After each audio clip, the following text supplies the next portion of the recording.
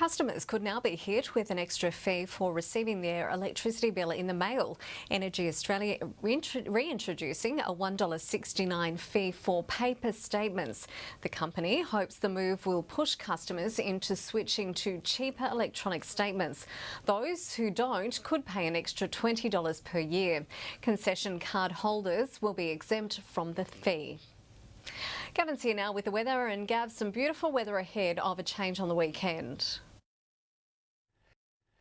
Thank you, Vanessa. We've got some very nice conditions ahead of a significant change, which is very typical around this time of the year, getting warmer and warmer each day.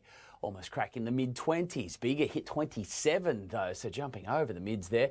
The warmest location on the charts today.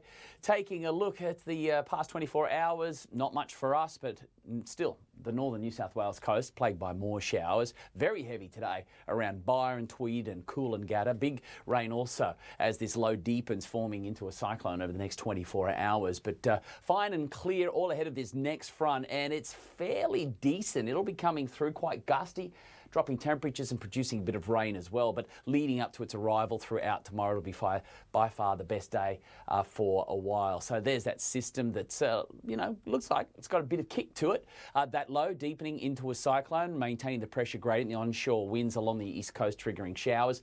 That system that never really got anywhere. It was going to produce limited falls throughout Western Australia, but it will help cool Perth and cause a little bit of wet weather there. With that cyclone developing, it's stolen all the moisture again from the northern tropics. Fine weather, hot in the centre. Adelaide is cooler. Storms with that system rolling into Melbourne throughout tomorrow, but ahead of it, all fine. Brisbane may see a shower, but generally fine as well.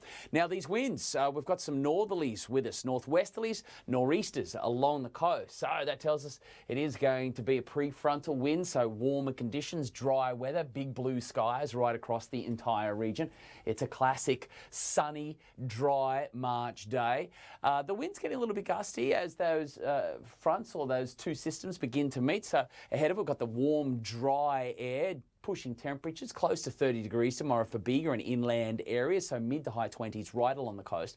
Mostly around the mid-20s inland across the elevated ground of the Monero, throughout the Alpine districts, right across the ACT and Tablelands. We're looking at about 26s, some 27s throughout the suburban areas. Big blue skies overhead. Swell still sitting at just a metre. Strong wind warnings because of that change on approach, so seas building for the southern New South Wales coast. There's an early low tides coming in all morning long, reaching the high tide at midday, just after. Sun to rise, 6:56 down 7:21 as we look ahead. Big temperature drop for the capital and the elevated ground. I'd say we could see some snow flurries, some rain coming through with that system as well, pushing through fast, and we'll see some pretty cool conditions follow suit. It's going to make for wet conditions to return to the Illawarra and the coast. Enjoy tomorrow, that's the tip. Looks like the weekend is just going to blow out somewhat with cloud, much cooler weather and wet conditions. There's going to be some decent, potentially some heavy isolated falls in there for the southern New South Wales coast, and the shower activity is going to continue as we move into the early part of next week. The wet weather, follow-up falls, they'll be welcome across the Tablelands, but it's a significant temperature drop on the way this weekend.